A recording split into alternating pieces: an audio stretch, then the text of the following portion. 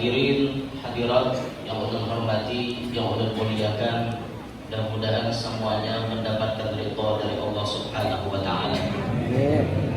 Syukur alhamdulillah, malam hari ini kita ditakdirkan bisa berkumpul untuk bertabarruk fi zamanih al-alim billah, al-alim al-allamah Tuan Guru Kiai Haji Muhammad Zaidi bin Abdul Ghani Al-Banjari.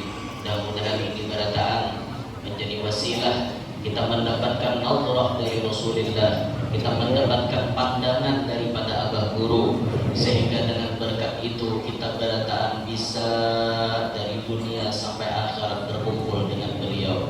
Amin ya rabbal alamin. Salawat beriring salam selalu tercurah dan terlimpah keharibaan pimpinan alam, junjungan kita Nabi besar Muhammad sallallahu alaihi wasallam, juga kepada para keluarga, para sahabat, dzurriyyah dan seluruh pengikut beliau ila akhirit tuhuri wal ayyam. Hadirin sekalian rahimakumullah.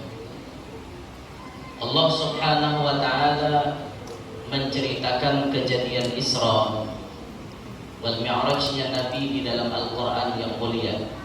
Di antaranya ayat yang telah dibaca oleh Qori tadi, ayat yang diawali dengan kalimat subhan.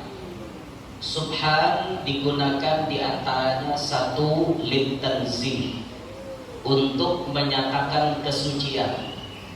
Kesucian orang nang bepandir mengisahkan kisah Isra Mi'raj itu. Karena kisah Isra Mi'raj kisah yang di dalamnya mustahil akal bisa menerima. Maka supaya nang bepandir ini jangan dicap sebagai orang nang luntau. Luntau itu pendustaan.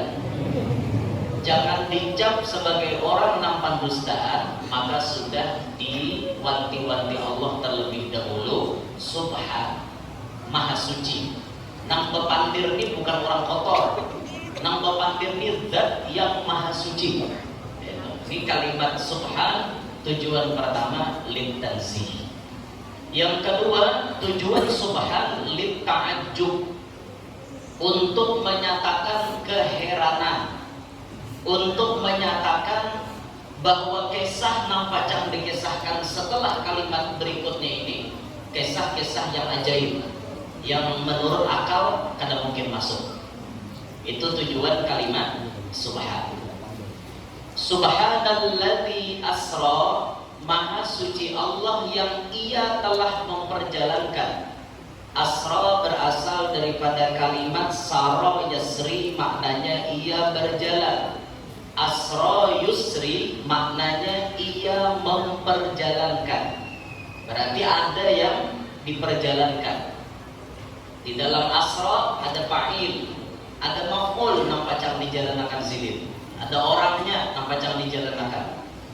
Subhanalladzi asra bi'abdihi ay bi Muhammadin sallallahu alaihi wasallam.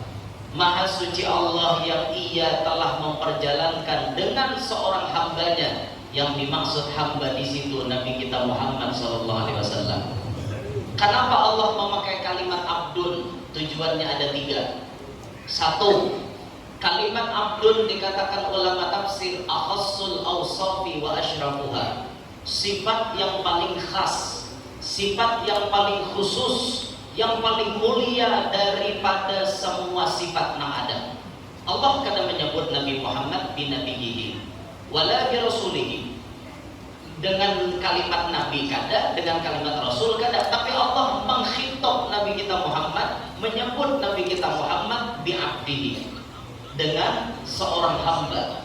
Ini pengakuan dari Allah untuk Nabi. Berarti sahih kehambaan Nabi Muhammad.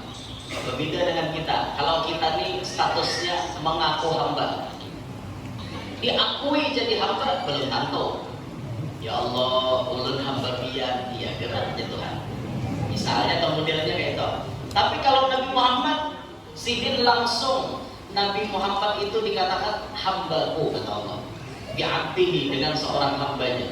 Jadi yang menyatakan Nabi Muhammad jadi hamba itu Allah. Langsung Allah. Beda dengan kita. Kita ini cuma mengaku-ngaku jadi hamba. Orang nang mengaku lawan nang diakui jauh belain.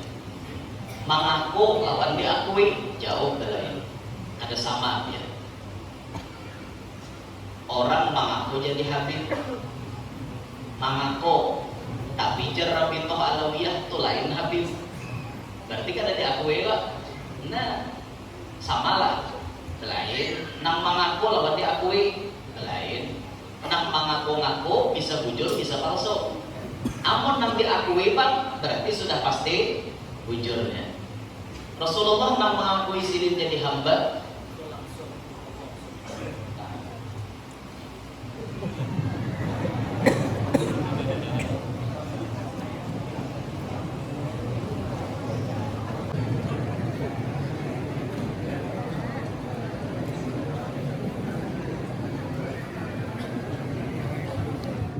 Kasugihan, kada gasan kita nikmati sorangan, tapi ada gasan kita pikirkan untuk akhirat.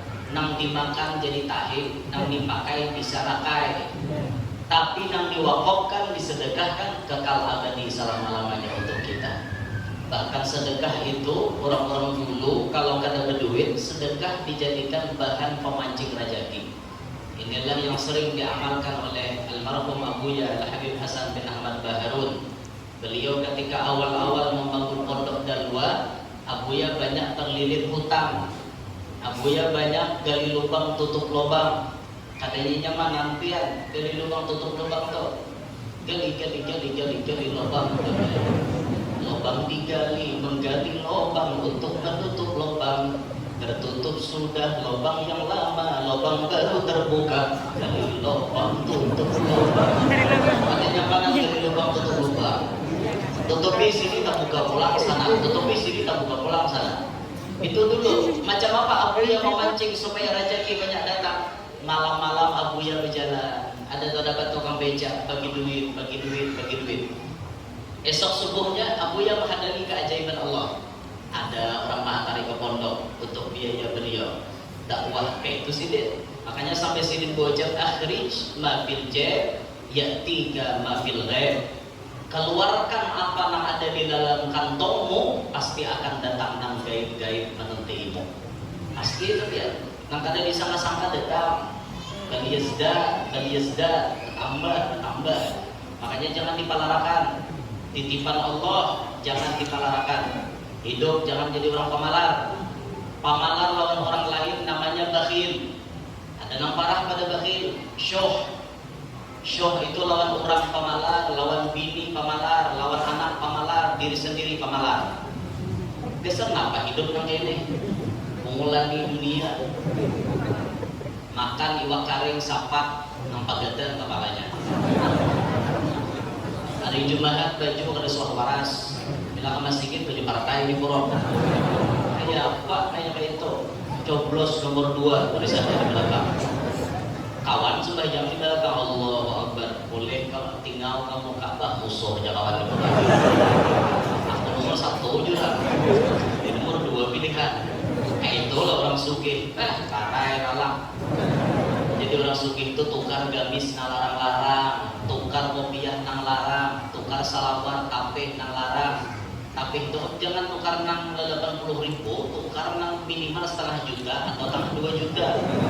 Itu orang nang sekira kaguguran puting rokok tuh kada hangin. Itu orang berkisah duit banyak.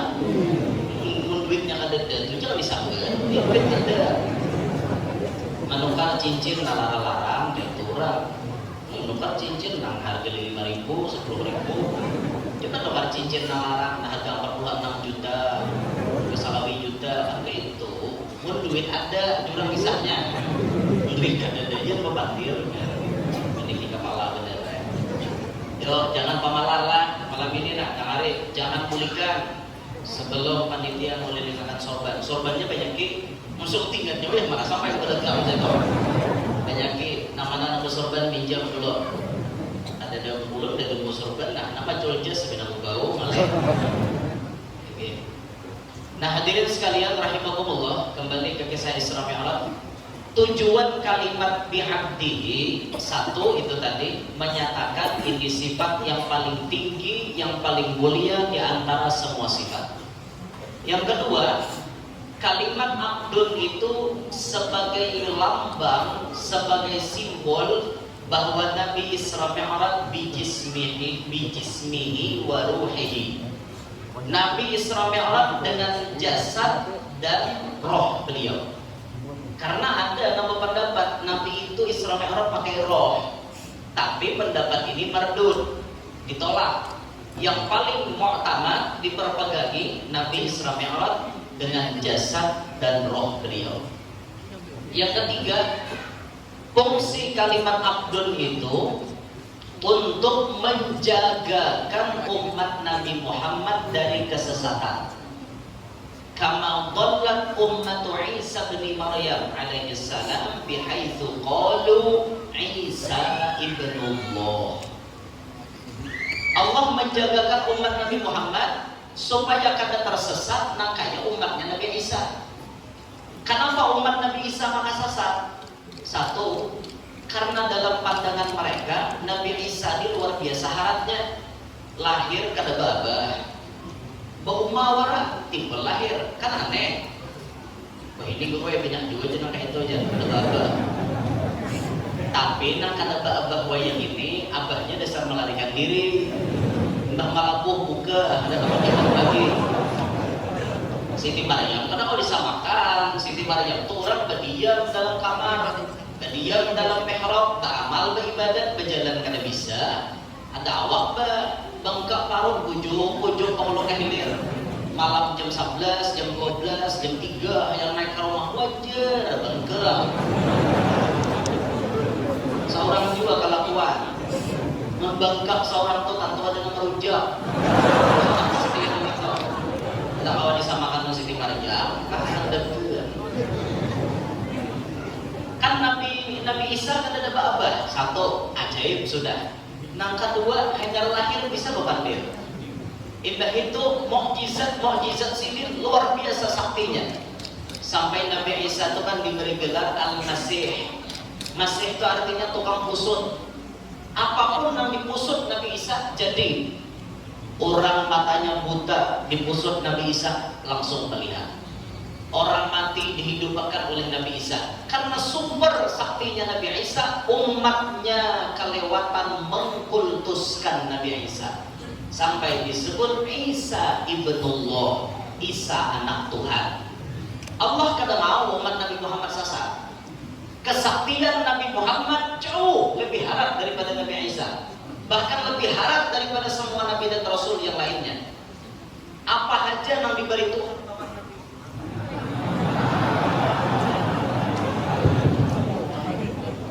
rahatnya nyaman itu mengancam apa beda tak perlu beli itu langsungnya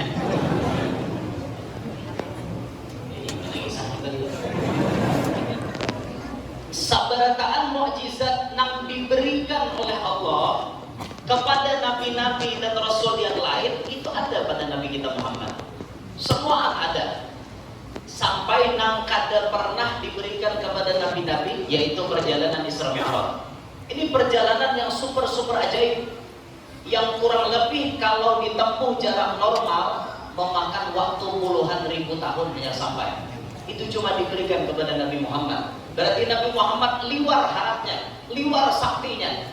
Kada menutup kemungkinan di antara umat Nabi ada yang mengkultuskan Nabi berlebihan. Bisa jadi ada yang memandangkan Muhammad anak Tuhan karena liwar saktinya Nabi Muhammad, liwar hebatnya Nabi Muhammad. Allah jaga umat Nabi Muhammad supaya kada sesat. Di mana Allah menjaga? Allah nyatakan bi abdihi. Bahasa Allah kayak ini, umatnya Nabi Muhammad, sesakti-saktinya Nabi ikam, seharat-haratnya Nabi ikam, Muhammad titlenya tetap hamba. Kada lebih ya Tuhan. Kalau pangkawan ibadahkan Tuhan atau Nabi Muhammad anak Tuhan, kada awal. Atau dibedahkan Nabi Muhammad dan sanak Tuhan, kada awal. Pokoknya syarat-syarat Nabi Muhammad sidin tetap hamba. Allah hendak menjagakan kita supaya kada sasar. Syukur kada. Allah perhatian lawan kita umat Nabi Muhammad. Syukur kadanya lagi kita. Dipilih oleh Allah kita di spesial. Hukum diri anaknya. Masuk surga di dahulu waktu. Datang ke dunia, masuk ke dulu.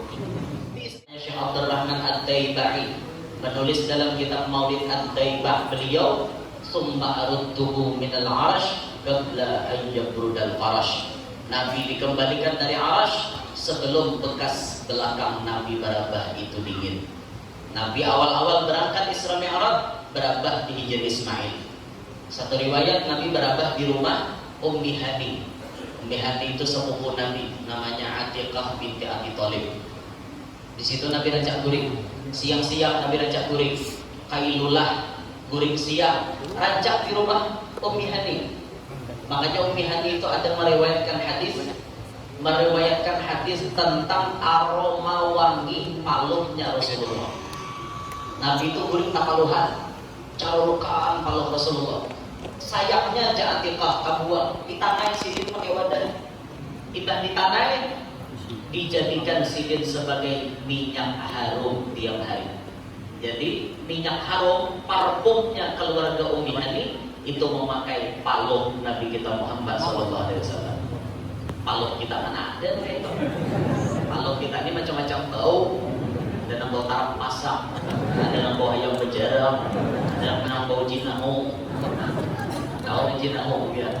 Ada yang bau bilahu ada juga. Bilahu tahu ya, kalau bilahu. Nah halus rajin bila tak picik berbau. Nama temanannya tak.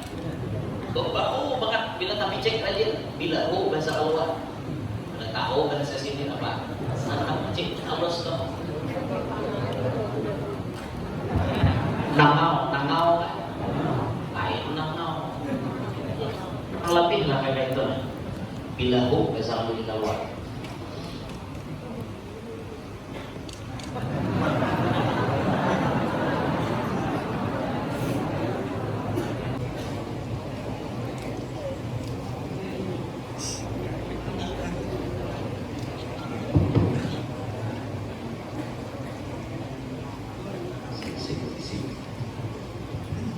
Baterainya bagus.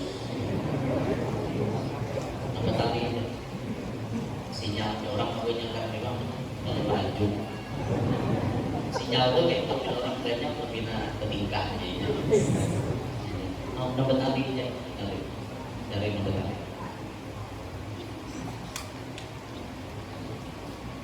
Perjalanan Nabi ditempuh dalam waktu sekejap mata.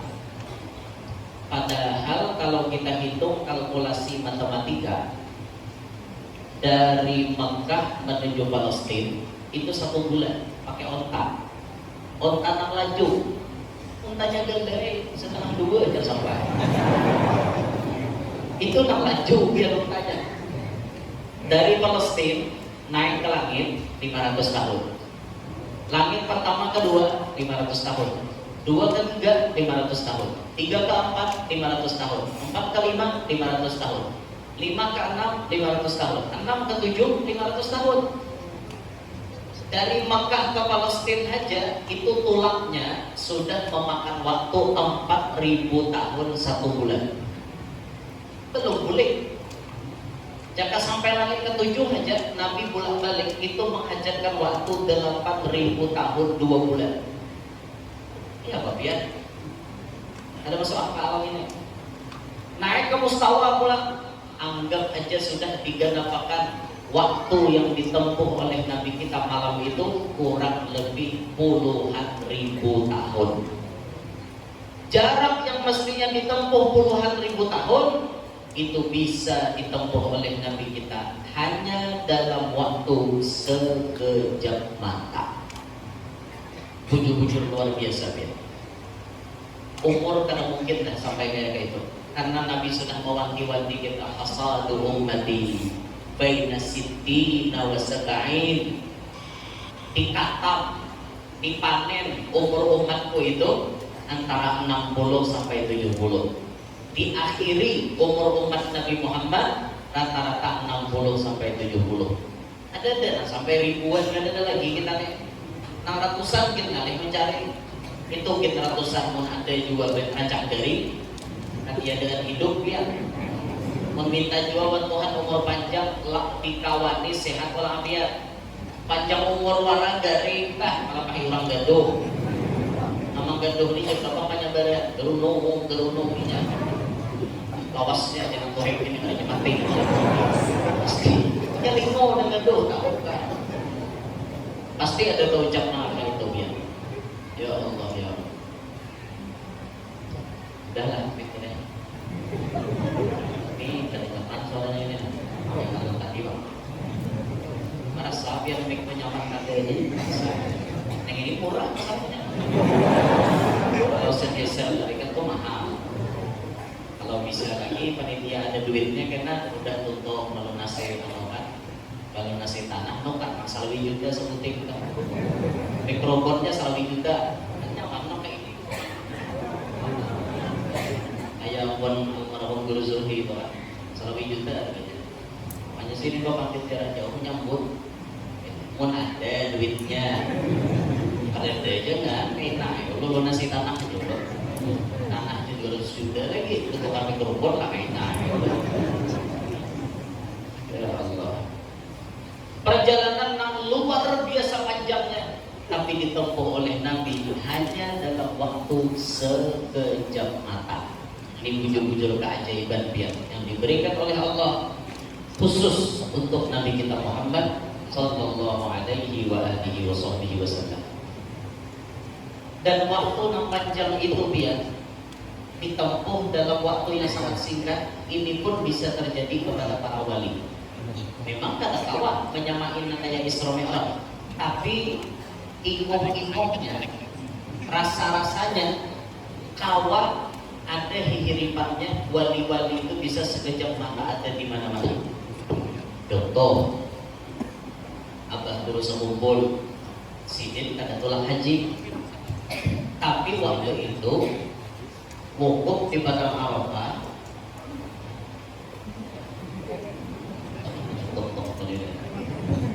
Wukuf di Padang Arafah, tiba-tiba almarhum Guru Bakri di Gambut menyaksikan ada Abah Guru Pak wukuf di Padang Arafah. Kebetulan hari itu hujan lebat, benar hujannya di Padang Arafah. Kain ihram Abah Guru itu basah. Diteliti apakah guru tulang naik haji tahun itu? Jawabannya ada. Guru ada di Benua, tapi kenapa seikongnya ada di Mekah, ada di Padang Arafah, dan itu ada mustahil biar. Yang menyaksikan almarhum Guru Bakri, dan itu dibuktikan, bisa biar cek cerita lengkapnya di dalam buku 100 Karamat Abah Guru Semumpul dan di kitab manaqib yang lain. Dari Benua ke Mekah sepijit mata bisa. Ini Allah berikan kehebatan dengan beliau seperti itu. Kalau perjalanan normal kita ke Mekah belasan jam hanya sampai. Bawa pesawat, sepeda motor lembat bulannya sampai. Tulak bini belianan datang ke Mekah berenang bini. Ada kalau orang pecahkan rekor semalam orang Jambi, nang bersebin motor itmek, tulak ke Mekah, lembat bulannya sampai. Itu biar kata kawan kata pintar gitu. Pandir harus bisa macam-macam. Mau pandir bahasa dan sini hati bawa nama arti orang sana. Paksa bila tukar minyak paksa kayak dari sana. Paksa membarga bisu. Ini bisa lagi memanggil Pak. 8 bulan jarang sampai dari Allah. Minyak memecahkan rekor dunia. Satu-satunya orang yang baru sampai ke Mekah pakai sepeda motor cuma Inya. Luar biasa. Ada anak turuti silakan. Mulai kandangan sini. Kira-kira 10 bulan sama yang sampai. Saya udah betul yang lihat nih. Jauh biar, tapi jarak ini bisa ditempuh oleh abah guru dalam waktu kejam mata. Itu kada mustahil Allah berikan kepada wali-walinya. Sudah kan duit tadi di ulirin akan nang bawa dan tadi apa? Oh iya juga. Bahasa pulang dari mana? Ini 2 kali. Di luar sudah di luar. Sudah belum? Ada kita kulilingakan sorban sambil salawatan seadanya. Sambil yang isi sorban pinjam.